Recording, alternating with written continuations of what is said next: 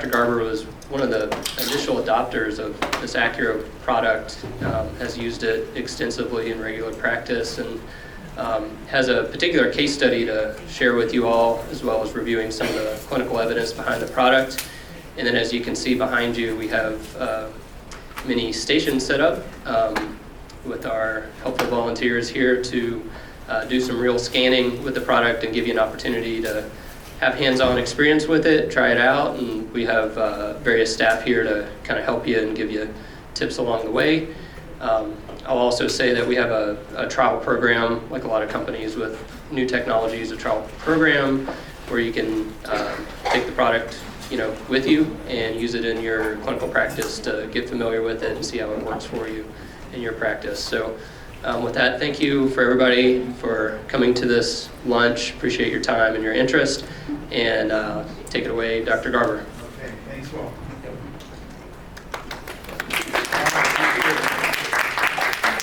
Thanks everyone for coming. I appreciate spending lunchtime with me. We're gonna just go over, it's gonna be a short little talk here because I really want to get the hands-on experience for everyone. We're gonna have several stations, and what you'll do is go 4 or 5 to a table and start scanning. We'll have people, and then you can go to another table. There's 7 different models. Obviously all of them have different anatomy, so I urge you to try it. And as far as the trial program goes, I would encourage you to try the product. That's how I got exposed to it. I was at SOAP in 2019 in Arizona and was walking and said, oh, let me try it. So I got a trial sent to me and started using it, and then all of my colleagues started using the product after that, and we've been using it since. So, and you can actually start the trial program today if you're interested. All right, we're going to talk about a little case report here. I am a clinical champion and consultant for RIVANNA, and I wanted to tell you a little joke here at the beginning. Does anyone know what you call a rabbit that's an anesthesiologist? Nobody? It's an ether bunny. Oh, okay, I know. Okay, I'm not quitting my day job, right? Okay. We are a center of excellence for obstetric anesthesia at Saddleback Hospital, and when you're looking at the SOAP COE qualifications, one is recommended ultrasound availability. So this would qualify as an ultrasound availability. The thing about the Accuro that I really like, it's very easy to use. It's portable. We keep it in our anesthesia cart or nearby. Those 3 a.m. BMI of 50 epidurals, it really is useful, helpful, easy to use, and direct, and plugs in, rechargeable, you don't have a cord or anything. I'm going to talk about briefly this patient Zoe, who was told that she could not have an epidural by other practitioners, and how I used the Accuro to help her have a safe and pretty much pain-free labor. So Zoe is a class 3, and I consulted her at 25 weeks. She had previous significant neuro deficits from a car accident 17 or so years ago, still with some neuro deficits and morbidity secondary to the spinal trauma. The interesting thing about her was that you could not really palpate her back. She still had tremendous scar tissue and pain in her back level when you went to palpate and to find the midline. Also, we'll talk about her scar was off of the midline. So just immediately, just assessing the patient was difficult because you couldn't really palpate, and I discovered that the scar was off of the midline. So here's an x-ray of the traumatic L1 vertebrae fracture, and here's the right L1 laminectomy with fusion T11 to 12 to L2-3. So the hardware stops at that level and below, but you can still see the compression at L2-3, and just the visualization of it was difficult on the x-ray looking at it, and knowing with palpation it was going to be difficult as well. And again, the chronic pain at the level of her surgery, and palpation was not really practical. So what I did is I took the Accuro to the doctor's office down the hall. They asked me to consult on her, and so I took the Accuro with me, and I was able to scan her in the doctor's office, which was really nice because I was able to see pretty clearly. There was no guarantees, of course, but I was able to do a really brief, quick exam in the doctor's office, and I could see and evaluate it, and I got the overlays and everything that I needed to feel pretty confident that I was going to be able to place an epidural without a problem. That was nice for her because it gave her a little bit, soothed her a little bit in knowing that she may have a good opportunity at having an epidural. And didn't have to do anything else until she came in, because and I told my colleagues also about the scan was successful, so that we were all ready to go for her. Again, it predicted where I was going to have to go and what I was going to have to do, and it was nice because then she came in labor, and I happened to be there that day. I went and scanned her and the same thing, and was able to place the epidural, actually the first pass. And fortunately, it worked for her entire labor, which was several hours. She presented at 38 weeks, and again, the scan that I'd done previously was still very good, and I was able to place the epidural, and she delivered a healthy 7-pound, 7-ounce newborn. So the conclusion with just this case, and among other cases, patients with high BMIs, patients with difficulty. I'll even use it on patients that are very, very thin, because sometimes their spaces are extremely tight and I can't really feel something really well. And the depth on the device is very accurate, as you'll see. I've really tested that out.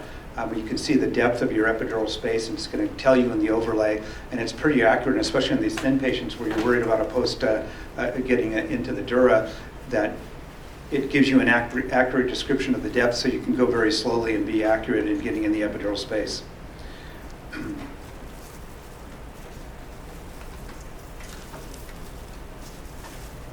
So we're going to talk a little bit about the evidence, a couple of the studies that have been done.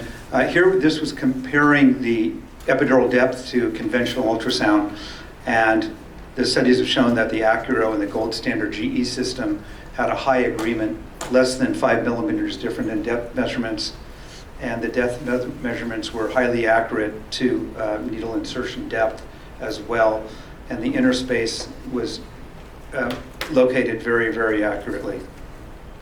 And here's, when you're looking at, and this is anesthesiology news, you're looking at a reliability for cesarean delivery in obese patients. Very handy. Immediately, the one thing you're able to identify immediately is the midline, and that we know can be challenging sometimes. So when you put the device on, the first thing you're going to do is find the midline and then move from there. It's, the way to use it when you're learning to use it, you use it on regular patients that you wouldn't normally have any issue with, and start using it and learn that. And once you learn to use it with that, you can move on to more advanced patients.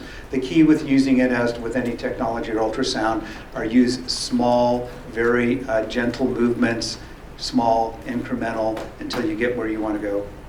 But in this study, it took higher first insertion success rates, less time to identify the puncture site, fewer needle redirections, and lower incidence of paresthesias.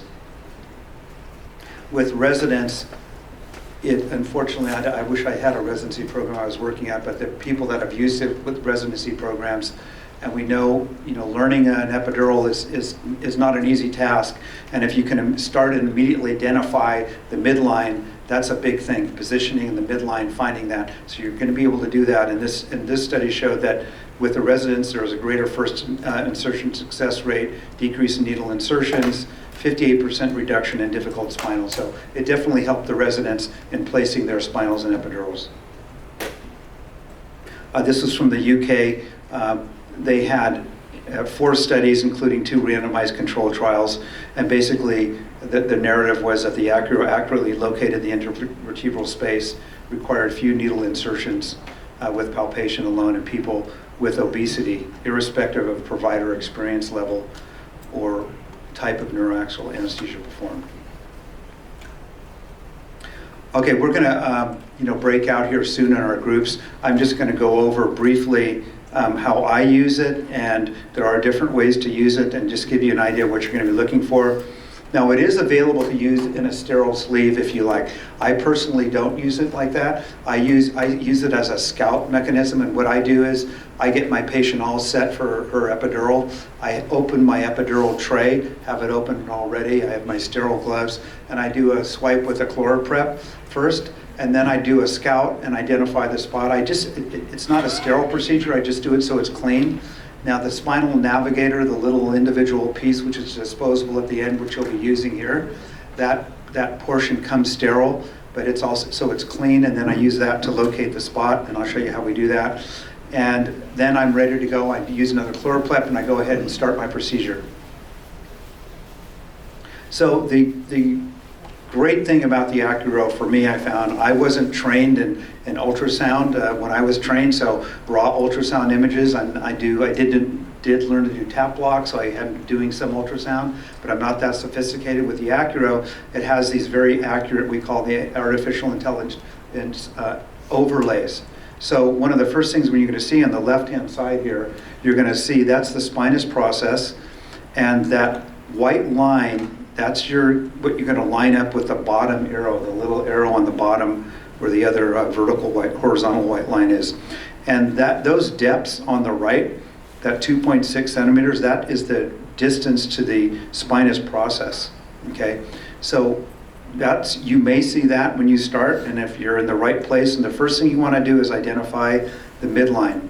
You don't have to look for the blue or the orange overlay. You want to identify the midline, and then you can start, once you're in the midline, you can start scanning caudad or cephalad to find your right spot there. It also has indications. There's a depth indicator on the left you can change, the brightness indicator. It also has the ability to take a little movie, a cine format or pictures, so you can demonstrate to someone else that wants to use it a 2-second clip of what you're going to be looking for. And this is what you're looking for, is this orange overlay, and the distance on the right, the 3.6 to the epidural space, the interlaminar identification there. And this is what you're looking to do, is line the red line up.